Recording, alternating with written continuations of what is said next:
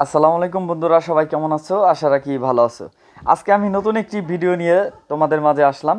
বিশেষ করে যারা 2026 সালে জেএসই অথবা এসএসসি পরীক্ষা দিবে তাদের জন্য আজকে একটি রাইট ফর্মের গুরুত্বপূর্ণ ক্লাস নিয়ে আসলাম এবং টুকিটাকি কিছু গুরুত্বপূর্ণ কিছু নিয়ম যেগুলো জানলে সহজেই রাইট ফর্ম ভার্ব করতে পারবে।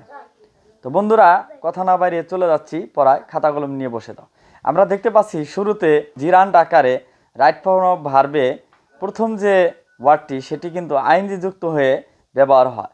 প্রথমে আমরা দেখতে পাচ্ছি একটা শূন্যস্থান রয়েছে, walk is a good exercise. তো ওয়াকের এখানে কিন্তু আমরা দেখতে পাচ্ছি প্লেন দ্য ব্ল্যাঙ্ক ছিল, তো ওয়াকটা হবে কি ওয়াকিং, অর্থাৎ ওয়াকের সাথে আইনজি যুক্ত হলে। আমরা পরবর্তী যেটি দেখব সেটি হলো প্রিপজিশনের পরে ভার্বের সাথে আইনজি যুক্ত হয়।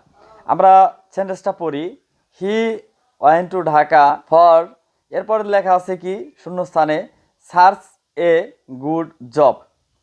অর্থাৎ এখানে আমরা সহজভাবে দেখতে পাচ্ছি যে ঢাকার পর একটি ফর রয়েছে, সো ফর একটি প্রিপজিশন, ফরের পরে সার্চ এটি হলো ভার্ব। আমরা সার্চের সাথে একটি আইনজি যুক্ত করে দিলেই কিন্তু হয়ে যাবে কি he went to Dhaka for searching a good job. তো বন্ধুরা, অবশ্যই বুঝতে পেরেছ। আর প্রিপজিশন থাকলে সেক্ষেত্রে শুধু ফর না, এ ধরনের অন্যান্য যে প্রিপজিশনগুলো রয়েছে তোমাদের আসলে ধারণা থাকা দরকার। তো সেক্ষেত্রে প্রিপজিশনের পরে সবসময় কি হবে, ভার্বের সাথে একটা আইনজি যুক্ত হবে। এরপর বন্ধুরা আমরা আবার দেখতে পাচ্ছি you can not learn anything without, এরপর কি দেওয়া আছে মেক মিস্টেক, এখানে মেক দেওয়া আছে শূন্যস্থানে। তো বন্ধুরা আমরা এখানে দেখি উইদাউট একটি প্রিপজিশন, সো উইদাউটের পর রয়েছে মেক, অর্থাৎ মেকের সাথে আমরা একটা আইনজি যুক্ত করে দেব।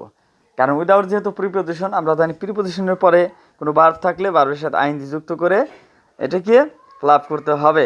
তো বন্ধুরা, এই সহজ সহজ নিয়মগুলো কিন্তু আমরা এইভাবেই শিখতে পারি এবং এভাবে খুব সহজেই আমাদের যে রাইট ফর্ম অফ ভার্বের নিয়মগুলো সেগুলো আমরা লিখতে পারি।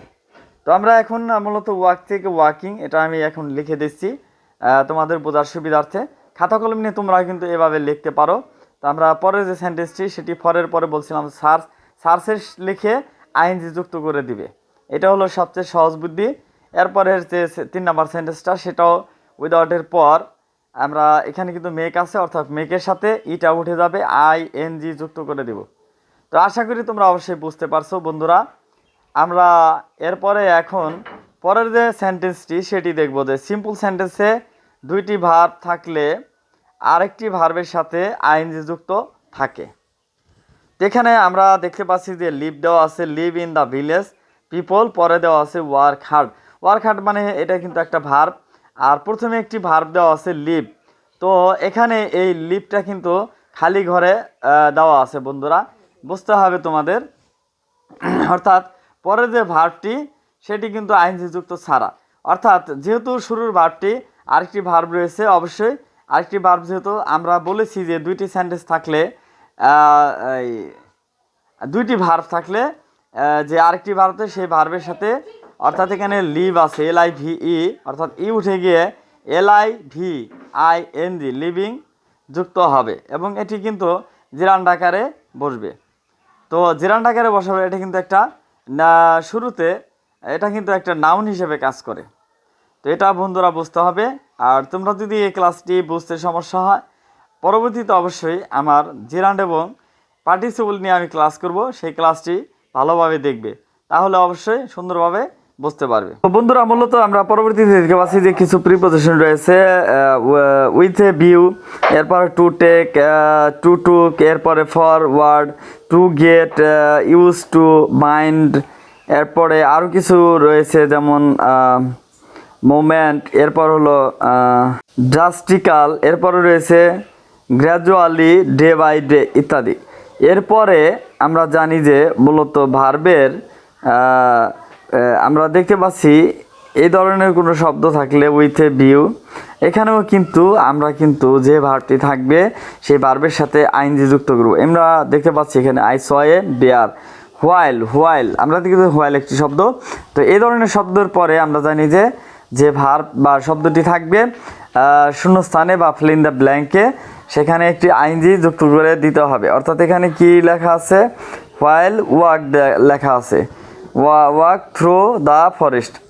অর্থাৎ এখানে আমরা চোখ বুঝে কিন্তু ওয়াকের সাথে একটা আইনজি যুক্ত করে দেব। তো তাহলে হবে ওয়াকিং, WALKING, ওয়াকের সাথে আইনজি যুক্ত রয়েছে। আমরা দেখতে পাচ্ছি অ্যামিজার কোনো সেন্টেন্সে থাকলে সেক্ষেত্রে ভার্বটি কিন্তু পরবর্তী যে ভার্ব থাকে সেই ভার্বের সাথে আইনজি যুক্ত হয়। তো বন্ধুরা দেখতে পাচ্ছ এমন একটি সেন্টেন্স আমরা এখন দেখাবো তোমাদেরকে। যে ভার্বের সাথে পূর্বে অ্যামিজার থাকলে পরে যে ভার্বটি থাকে সেই ভার্বের সাথে আইনজি যুক্ত হবে। তো বন্ধুরা তোমরা আসলে ক্লিয়ার দেখতে পাচ্ছ কিনা অবশ্যই জানাবে।